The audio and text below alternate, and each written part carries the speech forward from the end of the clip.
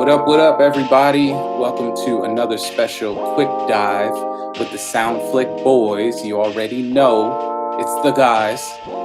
Here with my special co-stars. Up on top, go ahead, Sam. So eager. Pause. He's super. Quickly. My name is Ace Sincere. What's I want to good? say my name right now. My name is Ace Sincere. It's been a long day, guys. This is the highlight of today. It's been a long day for sure. Unlike Skywalker, he's just out here going to Raider games, living his best life. You know, Skywalker Mike, he's out here. Raider Nation. That's all I gotta do. That's it. He had to rap. He just had to rap. An OT. Hey, just know there's an alternate universe where the Raiders didn't win. What if?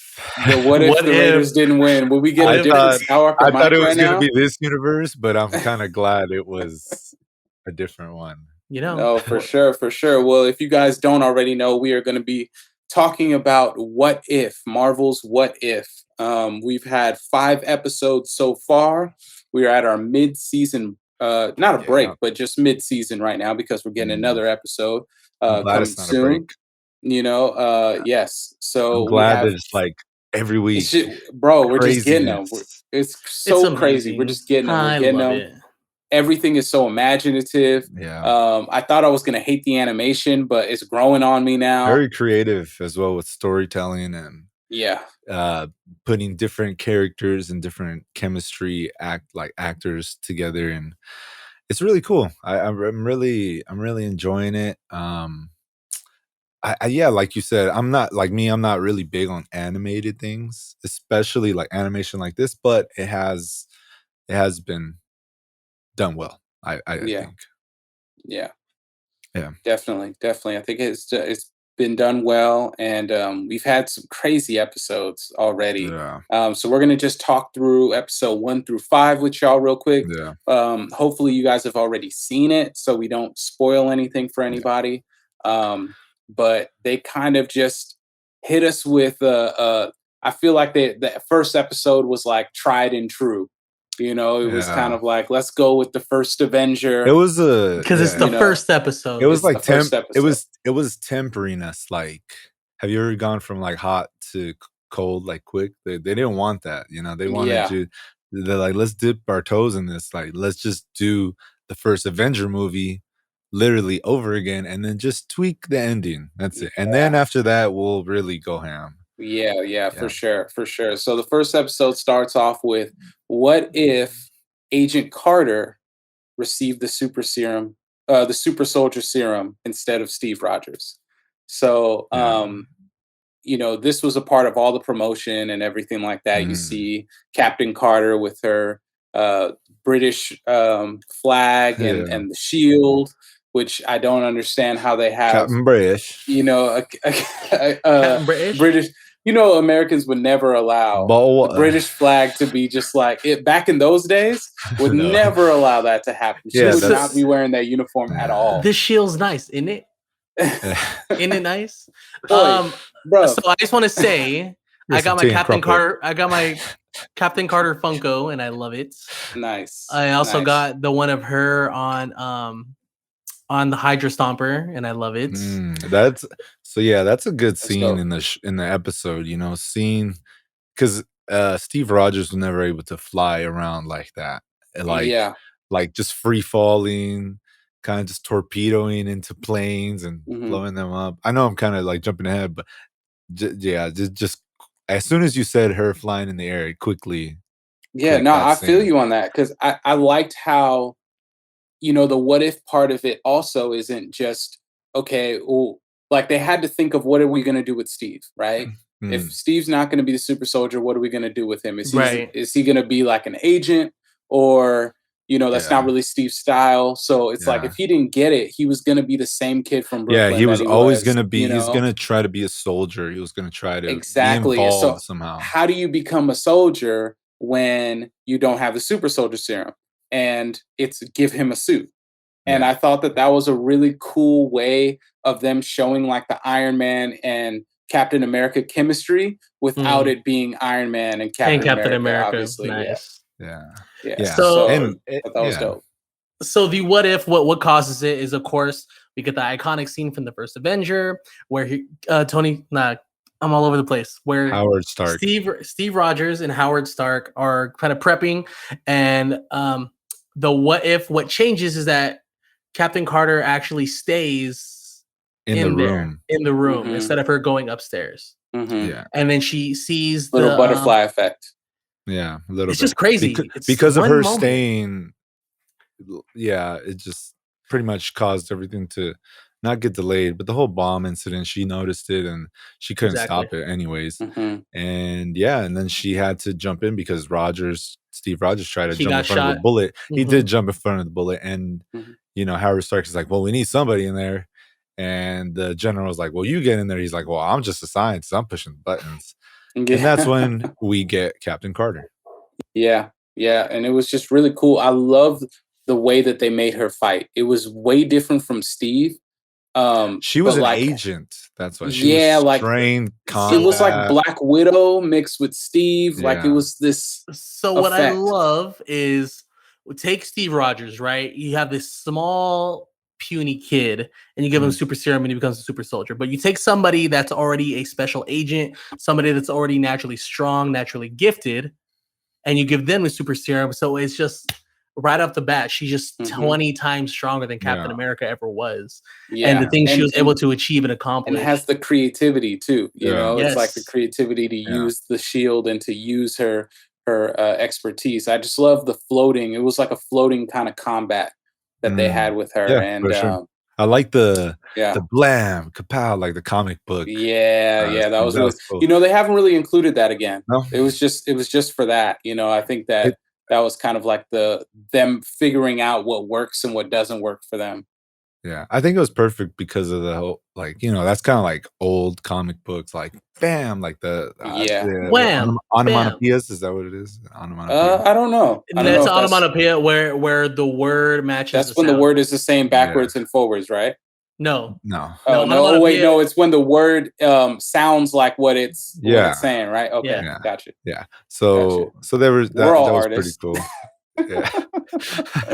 But overall, the episode was literally like scene for scene, pretty much what the first Avenger was, with the Hydra Stomper, some cool fighting scenes, and it changed up into the point. It really started to change up into the point when we got you know, Hydra involved, and they had the Tesseract, you know, that happened in the first one, but this time they were able to summon an interdimensional monster, which I think was pretty cool twist. You know, I don't know. Did they try doing that in the actual first Avenger movie? No. Or what was he trying to do with it? No, they never tried to do that because instead something didn't come out of the Tesseract, but Red Skull was sucked into the Tesseract. So they were just trying to use it to power weapons. And then that's kind of like what happened. So I thought that was really cool. I liked how she got the sword, and when she went in, she came out during the first Avengers, pretty much opening scene. Instead of Loki coming out of the Tesseract, it was her, which I thought was really interesting that they kind of tied that in towards the end. You know, I love the voice work. The voice work of, you know, for Steve Rogers was not Chris Evans, and he sounded amazing. It was really, really awesome just hearing, because I thought that, okay, if it's not all going to be the same voices, maybe it might throw you off a little bit. But for the most part, good job. Everybody is back.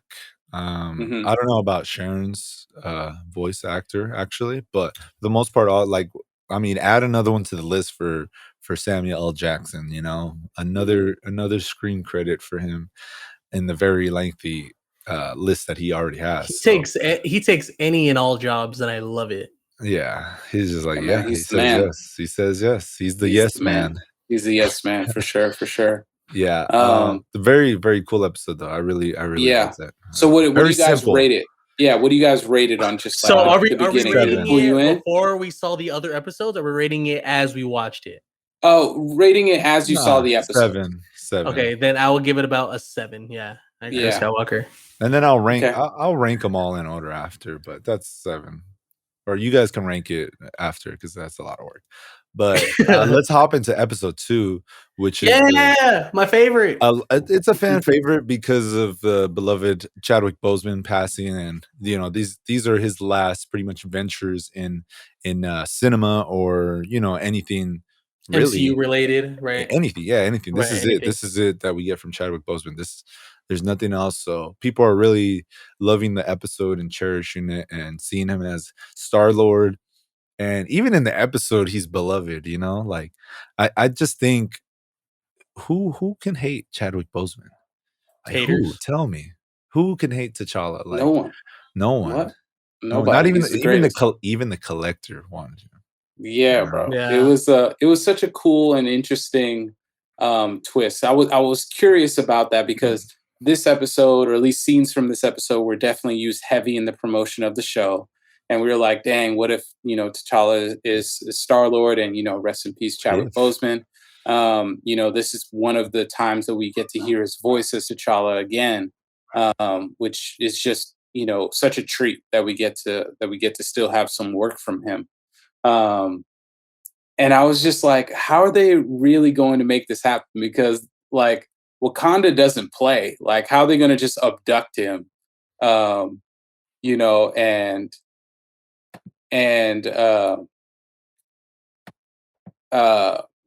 how are they going to just abduct him from Wakanda and that work? You know what I mean? Like, I never understood that would be the case. So I liked how he kind of went outside of Wakanda a little bit. And then that's when that happened. Yeah, what did he go get? Like a spear? I think he threw something.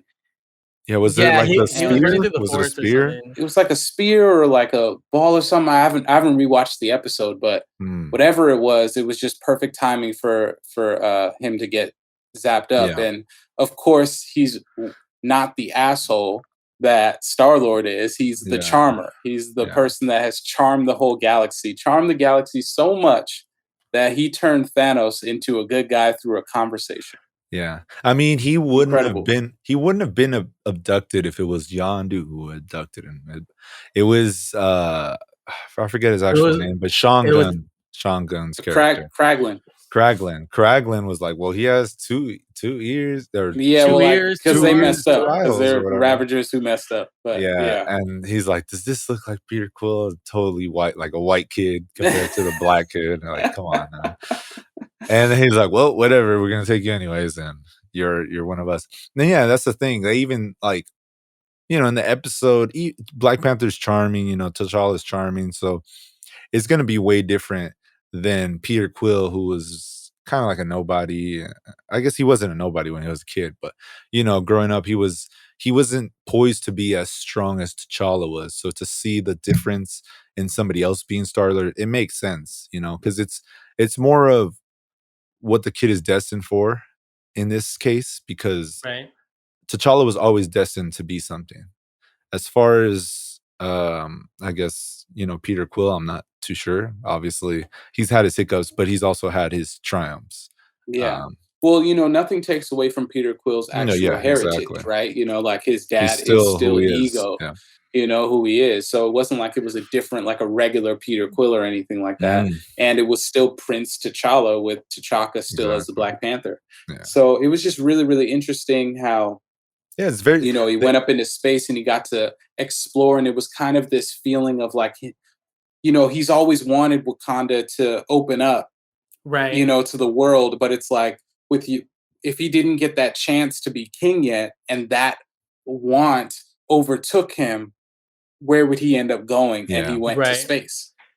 Yeah, space. And it's not even, and he did it without even exposing Wakanda. He just kind of like lived it. Mm-hmm. And he just changed the universe, and it's pretty gnarly, man. Yeah, the T'Challa is crazy with the whole Thanos thing, like, and that was great. Yeah, and we got Howard the Duck. Yeah, we got Howard the Duck. Another one. We got Nebula without the cybernetics, which I thought was really cool. The guy who was at the temple while he was taking the Power Stone. Korag, yeah, he joined him. That's my best friend. In their Ravagers. I thought that was really cool. Yeah, because that was dope. And it was the same character. Dishman Hansu. Yeah, It was him, yeah, and he was in Invincible, so, I mean, he's stacking up his, voice acting Yeah, for sure. credits, And yeah.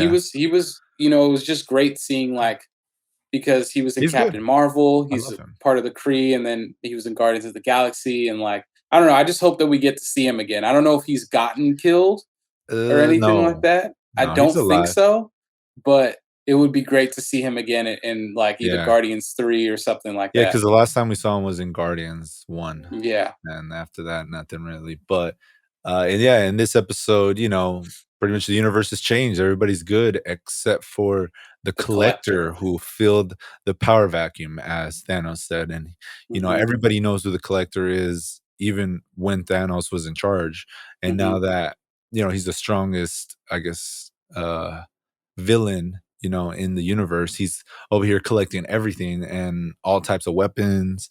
He's super buff.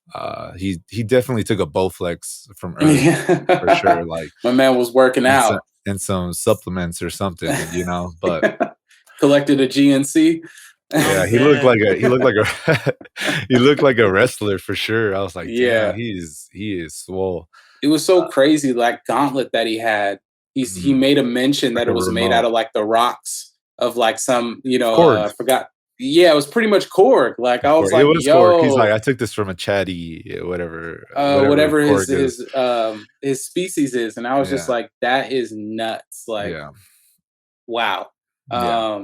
But I liked it. I like Yeah, that there's a lot of they Easter eggs. fought. I like the espionage of like Nebula and the double cross and just like him finding who he was. And I thought it was a very Yeah, like finding his way back to Earth and yeah, it was just a very bringing the heartwarming Ravengers and heartwarming episode, and it really showed, like, from Captain Carter to this one, just how imaginative they were gonna get, and I yeah, was like, "Okay, so this isn't just a retelling no, of these movies with, like, a slight switch or a new main character or anything like that. This is, like, an amalgamation of all these different concepts yeah, with, like, one vehicle that's really pushing it, and this vehicle was Guardians of the Galaxy. yeah. Yeah, I mean, like you said, it was, like, heartwarming. Even the first one was a little heartwarming. Kinda, has a little bit of a sad ending, but overall, it wasn't too, like, "Damn, that really brought me down." But, I mean, before we move on, because the next ones aren't heartwarming at all, No, no, they at they all. turned it up. It warmed somebody's heart. It's not mine. Yeah, yeah. What do you guys give this episode really I give quick? this episode an 8.5. I give it a 9. Okay, It was solid. I I give felt it an great. 8. I give it an Yeah. 8, yeah. Um, yeah, it was really cool, and I like that it isn't the last little bit of Chadwick Boseman that we Mhm. get. We'll talk about that in a little bit, but then the episode 3 is the Nick Fury's big day. Yes, big week. Big week, yeah, I said Big day. week, It was a yes. big week. It It was a big week was for And sure. I was so caught off guard at the end, but we'll get there. Yeah. But I liked it. just It was some, like, yeah. M. Night Shyamalan Yeah, type it basically takes place from Iron Man 2 to Avengers 1. Well, And it's Nick Fury basically recruiting the Avengers. And a lot of failing. people don't like this story is like one that's been kind of woven into the MCU because it has Coulson and the one shots that all play a part in like kind of telling this story. Like if Mm, you know the timeline order, Iron Man 2 happened, and then Coulson, called Nick Fury right after he was done talking to Iron Man within Iron Man 2 and said that the hammer is found, and then like it goes into Thor and it goes into like just recruiting yeah, Hawkeye and all of these different things. Um, and I just thought that that was like really, really awesome that they made the episode about that, you know? yeah, yeah. No, it was really cool, So and what then if the Avengers didn't exist? yeah, what if the Avengers what if the Avengers were murdered? Is That would have been the better title for before it, but before they were what if the even the it's Avengers Avengers still got clapped? died. Yeah, what got if they got clapped. basically? No, Yeah, it's I mean, it's still yeah, Disney, so they're which not is the gonna case, do that. the first one going was Iron Man, and they shot something in his neck, and then I thought, he was having an allergic reaction to what they gave him. I was like, So "Oh, in yeah, this I thought universe, that he's too. allergic to Mhm, that." mhm. So I was like, Yeah, "Oh, yeah, that's I why he definitely died." thought that too. Definitely thought that also.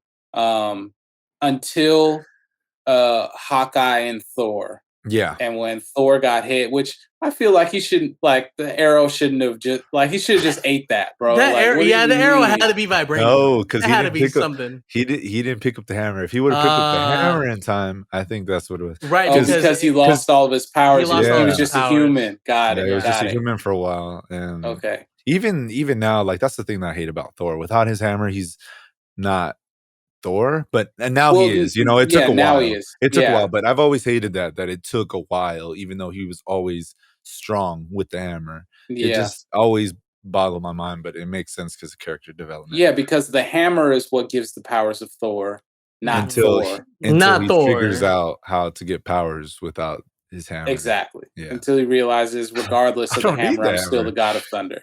Yeah, Thor, the god of hammers. So he died. Yeah, he probably has like I forget what they're called. I forget the hammer's names. Never mind. Jonathan. Hammer's name is Jonathan. I forget. So yeah, Thor dies, and then after that, Clint Barton gets put in the because they believe that Clint was the one that shot him.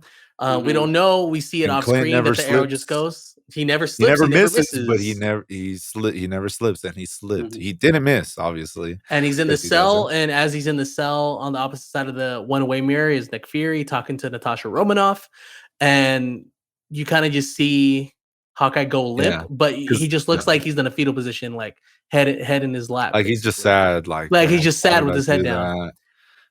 And then, they believe he killed himself, and Nick Fury knows he would never do that because he has a family, something. That's when he knows something is off. The whole Clint Barton shooting Thor, like he was kind of like something's up, but at the same time, he's like, damn, maybe that just happened. And at that point, he did have Natasha already in the field going to find out what was up with the serum. I assumed Natasha was off and everybody. And I wanted to know why. I was like, she's doing this in the name of Russia. Like, I figured it had something to do with that. Name of Russia. Yeah, that would have been a cool twist, too, where she was like a sleeper agent. You know, that would have been nice. But Nick Fury always believed her, though. Yeah. He was like, because you're the only one. He's the first. She was not the first Avenger, but the first person he recruited back. Aside from Captain Marvel. Yeah, aside from Captain Marvel. She is the first Avenger, actually, not Captain America, even though, but timelines. And then after that, Natasha's digging, doing some digging, and then finds out that it wasn't the serum that got Tony. It was something that came out of the syringe that killed him, like a projectile. And the person helping him was I forget the doctor, but she's the doctor from Hulk, the one in love with Bruce Banner. Betty Ross. Betty Ross. And she's like, at first she didn't want to help her, and she's like, I can't help you. I don't want to help you. Not after the whole thing with Bruce. And he exploded. Really, she was just trying to protect Bruce from not getting caught up. And Bruce got himself caught up with all the pizza and the mess he makes. Yeah. Yes. I love that they did reintroduce that storyline, but with Bruce Banner, like with Mark Ruffalo as Bruce Banner. Yeah. Yes. So they really kind of retold. Like they don't even got the Edward Norton. Yeah. Like it wasn't really needed because we did have the Edward Norton, and all we had to do was imagine that it was Mark Ruffalo. But now we actually have that little piece that's it's good enough. But even then, he does blow up. Like it looked weird. He looked like a piece of bubblegum pop. Green bubblegum. When I saw that, I was like, okay, something's definitely not right here. At this point, it was like how it was his heart, wasn't it? Like that. Well, like they explained after, but I didn't know how. I was like, how did he just like explode? And we just saw Suicide Squad around that time, so I was like, oh, compression bullet, like boom.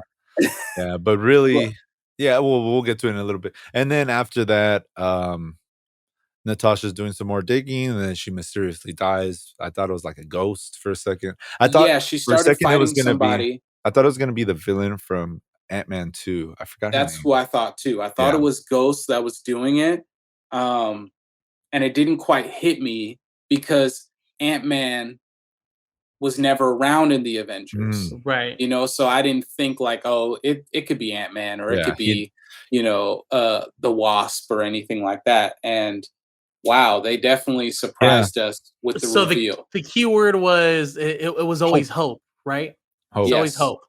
It hope. seems like a little theme they have And going on then during this series, but yes, and it's for a always hope. second, Nick Fury was like, "Hey, I think I gotta call Captain Marvel." And then he stopped for a second. He was like, "No, I don't think that's what it is."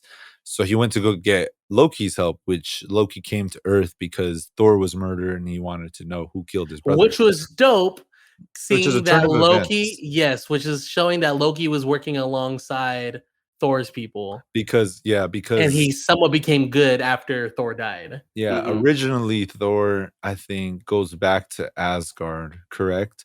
And then that's when Loki turns evil. But in this one, Thor wasn't able to go back to Asgard, so Loki ended up taking the throne and actually becoming the king he always wanted to be. And now that Hmm. his brother's not around, he's always loved his brother. We know that from the Loki show. Hmm. So yeah, he wanted to come in and avenge him himself, and kind of became an Avenger in a way, and helped Nick Fury try to find who the villain was. And nonetheless, it was Hank Pym, which nobody got. Crazy. That was on Nobody knew. In nobody's bingo card at all. in the yellow jacket armor, Yeah, Yellow Jacket as which Yellow was Jacket, crazy. which is So cool because I was talking to Funky Garcia. Shout out you. hey, shout out Uh, Funky, he was telling me that Hank Pym actually plays um, the yellow the jacket Yellow Jacket in the in the comics at comic one books. point. Yep. So I was like, oh, okay, this seems very Hmm. comic book accurate. Actually, that's Yeah. dope. Yeah. He goes through a stint of being the yellow jacket, and I forgot exactly what caused it, but I think it was something along the lines like it wasn't a good thing Yeah, well, the like thing he with the started to yellow do it. jacket, like, there's 3 type of winged insects that you don't want to interact with, and that's a bee, that's a wasp, and that's a yellow jacket, and out of the 3, the yellow jacket is the worst because they're easily agitated, and they're always Hmm. mad for no reason. Hmm. They will kill a wasp, and wasps are scary, Hmm. so that alone tells you about the suits, what a yellow jacket is, Yeah. in the episode, he was very angry because of what happened to his daughter and his wife, and which is crazy because we also get that story again later on in a different way. And in this one, he wasn't able to get his wife or his daughter back, so he went crazy and got filled with rage and was like, "You know what? I'm going to destroy what Nick Fury wants the most and kill the Avengers one by one." And it Yeah. was pretty cool. It was like what was that Which movie? That sorry. Clue movie? Which No, Knives Knives Out. Out. Yeah, Yeah, it's it like was like Knives that, Out. like, Yeah. "Huh, well, who's Yeah. Who done it? Who done it? who Right. did it?" Yeah, I like I that about this episode. It was a whodunit. and I liked how the correlation of when they find out that it was about Hope that she died in Odessa, and in Captain America: Winter Soldier, it was Black Widow who was in Odessa, and she got shot by the Winter Soldier. So this Mm. implied that Hope was on a mission in Odessa and she got by the Winter Soldier, which I thought was a nice little tidbit that was kind of off camera Yeah, see, for I this did episode. miss that actually. I did miss hearing that part. I was like, "Yo, Yeah, that's dope." there's a lot of little details, a lot of Easter eggs, Mhm. different there's so much they can do because it's animated, you just be like, "Alright, just put that in the background," and So the people what if people catch was it, people don't. Mhm. Nick Fury sent the wrong agent to Odessa, What I basically. Pretty what much. if That's Nick wild. Fury was Sherlock Holmes is the episode. I'm But, dead. What do you guys rate it? I give it an 8. Well, first of all, it kinda ended, like, pretty, like, solemn, like, it just had all the Avengers in coffins, Yeah, I and Nick know. Fury pretty much saying, "I gotta start from scratch now, like, just gotta figure it yikes, out." which is kinda like, hinting towards something else in the season. Mm. I think at least. Yeah. We don't know yet. There are some linear kind of like aside from the Sort what of, ifs, there is some correlation that's kind of happening sort of. Even the because whole thing with the Watcher, telling the stories, like, he can see the stories, and I think it's all the same universe.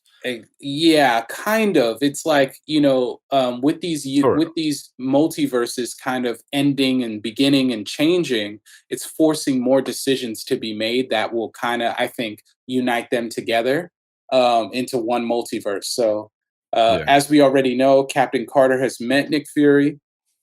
We don't know where she is, but we know Nick Fury doesn't have the original Avengers, so he has to figure something else out.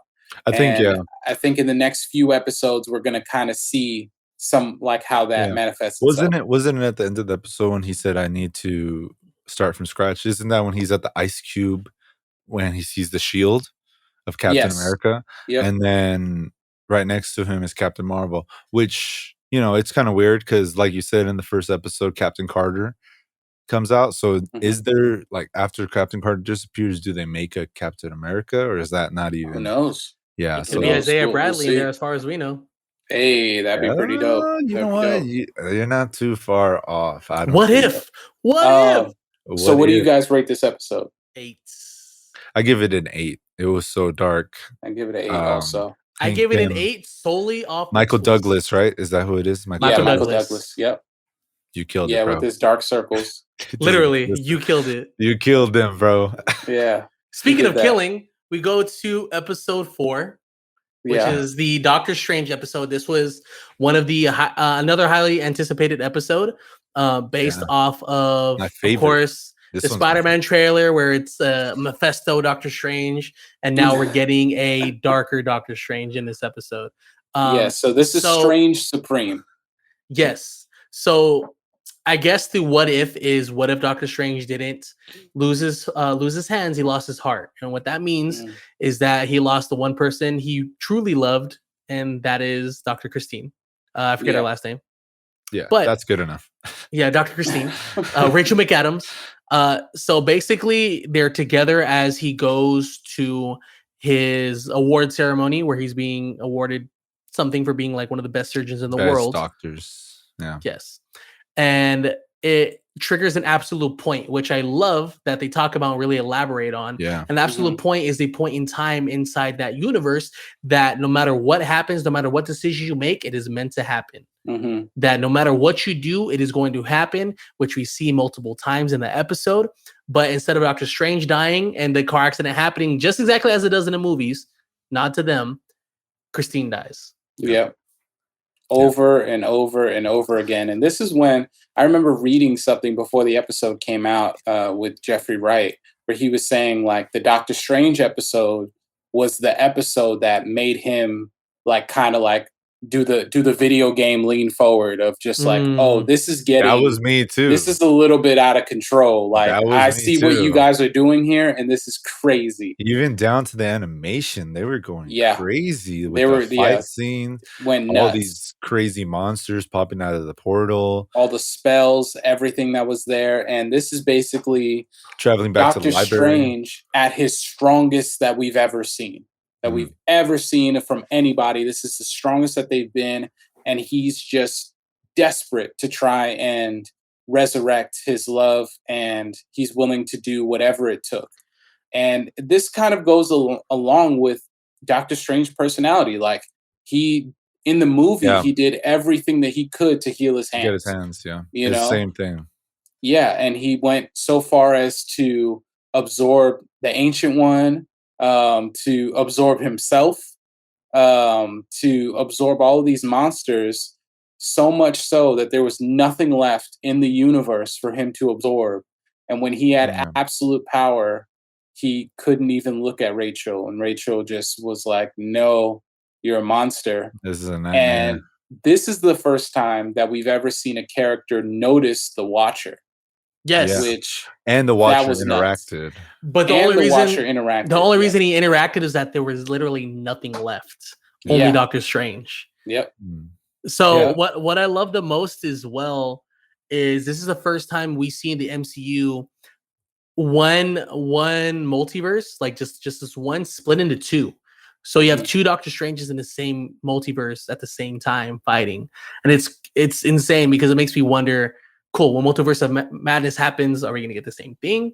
Is that what No Way Home leads to? Right? If there's a Mephisto Doctor Strange, does the villain of the next Doctor Strange become himself? Like, just it raises the what if. I think the whole thing behind what if is it was created because of the events that was going to happen after Loki, and I think this is one of those things. Because in my mind, it's like, well, if the TVA was around, would this have been allowed? And because they're not not around, this is most likely happening. Everything is just starting to branch off. We're getting multiple Iron Mans, multiple Black Panthers. We're getting T'Challa Lord. We're getting Captain Carter. Because and this could all be due to the fact of the whole Loki events.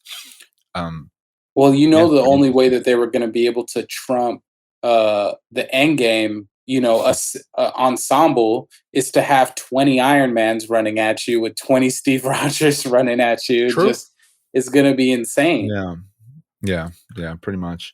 And then and that one I think it was pretty crazy because he just meet Cagliostro, or he doesn't say he's Cagliostro, but I think he is. I think he was just he didn't want to be like, oh yeah, I'm him, you gotta respect me. He seemed like a guy who really was humble and just wanted to teach Strange something that maybe he could help, and it didn't really help Strange. It kind of made him go the opposite way. He's like, you should probably give it up, but really Doctor Strange is like, oh, try harder, all right. Yeah, Ayo bet.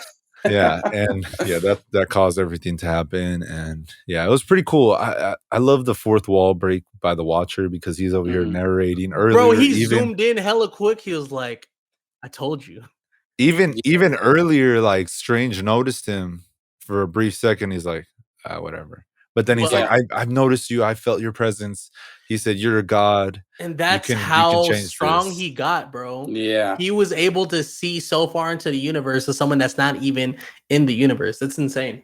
Well, also, Christine saw the Watcher because she looked at him and she was like, what the hell is this going on? Like, this is the weirdest nightmare I've ever had. Yeah.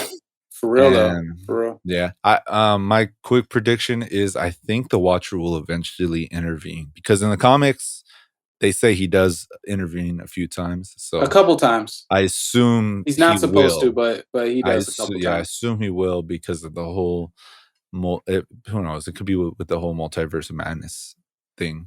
But other than that, I give that episode a 9. That was my favorite one. As well. Animation for the fight. Wow, that's a 10. Nice. It gets a 10. Nice. That's a 10 episode, man. Everything about the episode was perfect to you? Everything. There was nothing that they did that I didn't agree with. Everything was fire. And they didn't rescue the episode. They just said like, nah, it's a wrap, fam. Like, it's over. They get that small glimpse of like, okay, the good Doctor Strange is going to win. They're like, nope. Sorry. Nah, fam. No. So I thought that was great. I give it a 10 and it's just been going up. This is the 4th episode. Yeah. I was like, wow, what else are they going to do? And I had no idea that they were going to jump to this episode quickly. Yeah, right. But they gave us Marvel Zombies as episode 5, halfway through the season, letting you know, like, all right, we still got more to go, but guess what? We're giving y'all what you want. I'm giving you the fire right now. Did we want this? We didn't even know we wanted this. That's the thing. You're right. We had no idea. Yeah. No idea. And wow, what an episode. We knew we were getting the zombies, but we didn't know we were gonna get this makeshift Avengers cast. With we let me just read everybody off. We got Spider-Man, we got the Wasp, we got Bruce Banner as Bruce Banner for a little bit. We got Happy, we got Bucky, we got Sharon, Kurt from Ant-Man, Baba Yaga. Ant-Man himself, pretty much bodiless Ant-Man, Okoye, Black Panther, and Vision. Am I missing anybody aside from zombies? Did you say Scarlet? Scarlet, no, she's a zombie. Yeah, Scarlet Witch is a zombie. Oh, aside from the zombies. Yeah, and then and as zombies, we got Iron Man, Captain America, Hawkeye, Doctor Strange, Falcon, Doctor Strange, Wong, Scarlet Witch. And then eventually Hope Van Dyne turns into a zombie, but yeah. It was just really crazy because it took place with Infinity War that was so cool. Bruce getting sent back by the Bifrost. They're coming. He couldn't even say they're coming. He's like, they're hello? Wait, nobody's there. Yeah. He was like, no one's here. Thank you, Magic Cape. And it was just so crazy that, like, how do you come back to a place? But it makes sense because Bruce has been gone for some years. but you just come back and like, and then when they tell you like what actually happened, again, Hank Pym doing something he's not supposed to be doing, trying to rescue his wife, and comes back with an interdimensional virus, which another nod to Suicide Squad because they had Kurt in it, and there was an interdimensional virus that was in it too. So I was like, Baba Yaga. Yeah. Baba Yaga. That's the name of one of my fantasy football teams, Baba Yaga. Yeah. But yeah, no, it was really cool. He came back, and he was supposed to give the warning, but he didn't. It didn't even matter because after that, the children of Thanos arrived on Earth, and they got washed as planned. And yeah, they got washed by Doctor Strange, which is cool because in the movie Infinity War, it's Iron Man, Doctor Strange, and Bruce Banner. And Bruce Banner can't change back to Hulk as he does in this one. So that's pretty much scene for scene, but immediately he finds out that they're not actually who they are, and they're zombies. Yeah. And in the Marvel Zombies comic, not all of the Marvel characters, superheroes and supervillains, are like fully brain dead zombies. They're like zombies, but there's like not really humanity to them. I mean, there is kind of some humanity to them, but they're trying to help, but they're still zombies also suffering from the disease. So I thought that was really cool that they still fought them, even though that they were zombies. Yeah, well, the Watcher did say the Avengers were the downfall of humanity for trying to be heroes.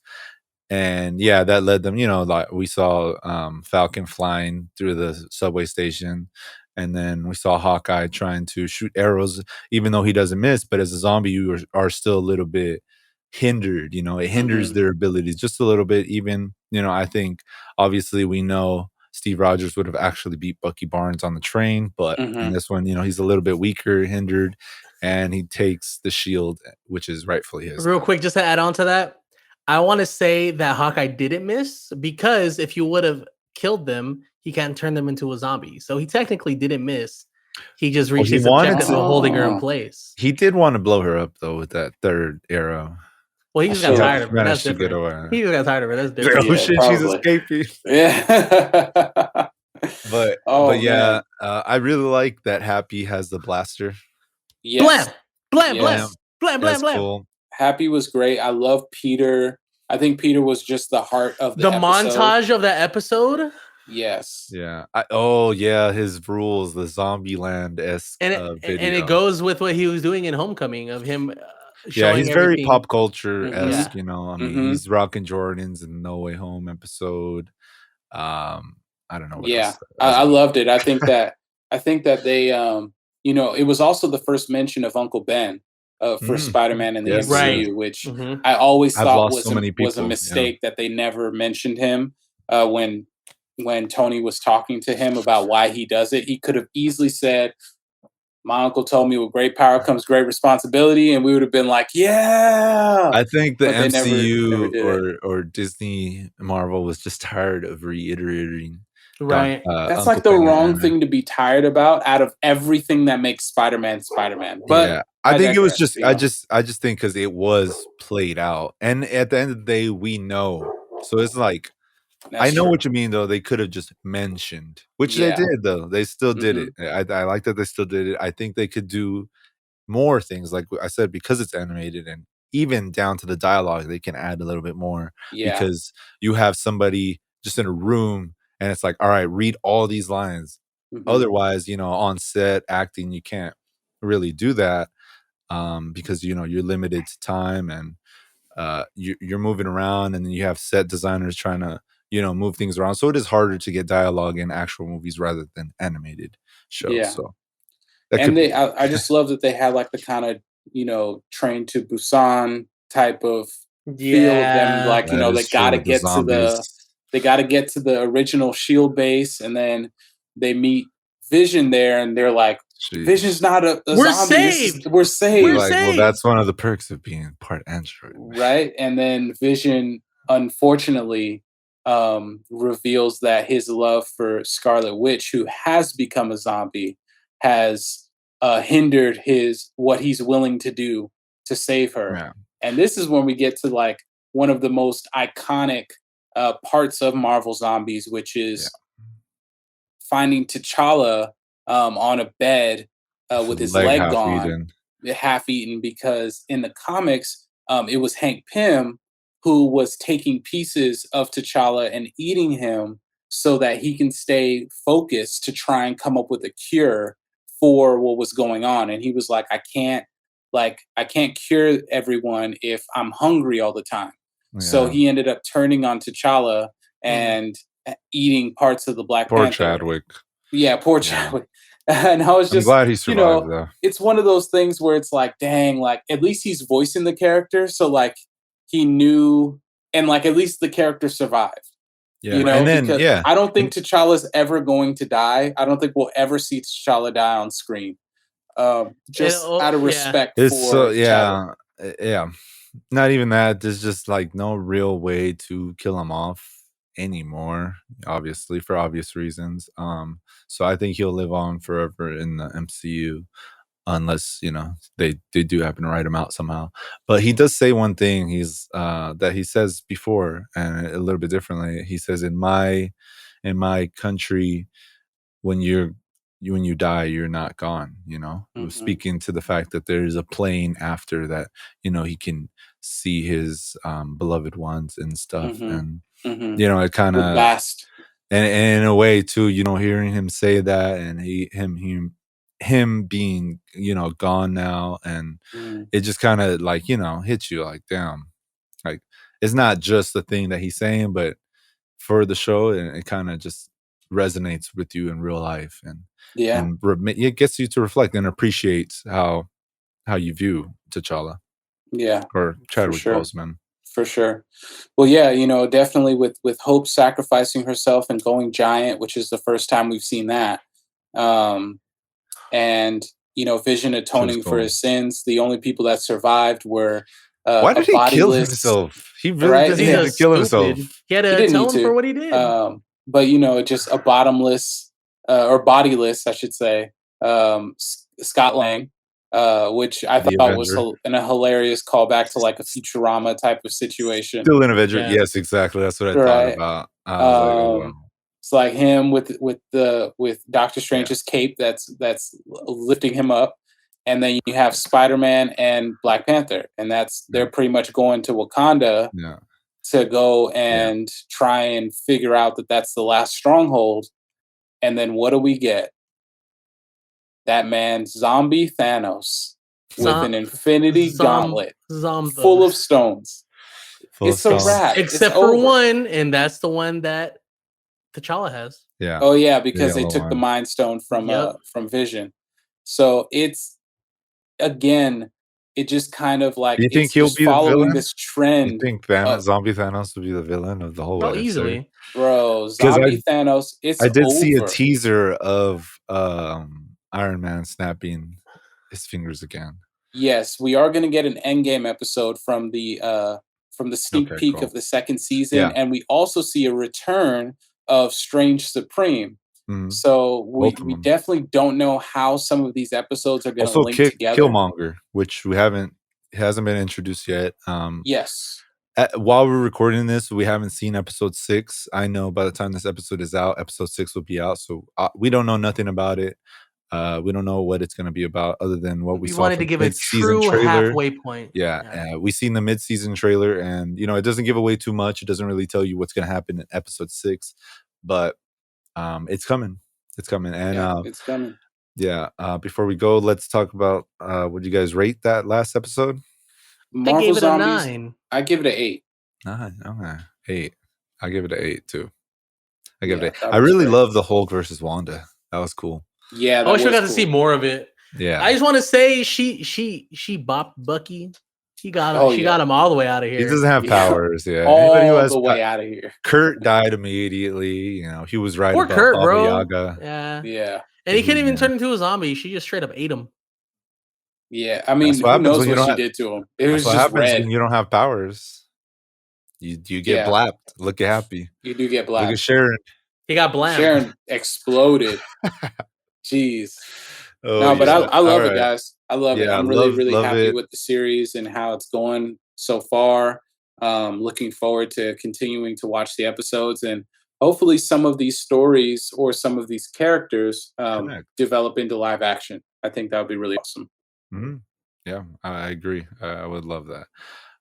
But other than that, thank you again for tuning in. This is the longest quick dive that we've probably done, but I think it's worth it because we haven't tapped in for a while, and I thought, might as well since we're at the halfway point. I think our new slogan needs to be "Welcome to Soundflick Pod," where the quick dives aren't that quick. Aren't that quick? Some of Don't them worry, we'll get it together someday. Until then, what if? peace, y'all. Peace.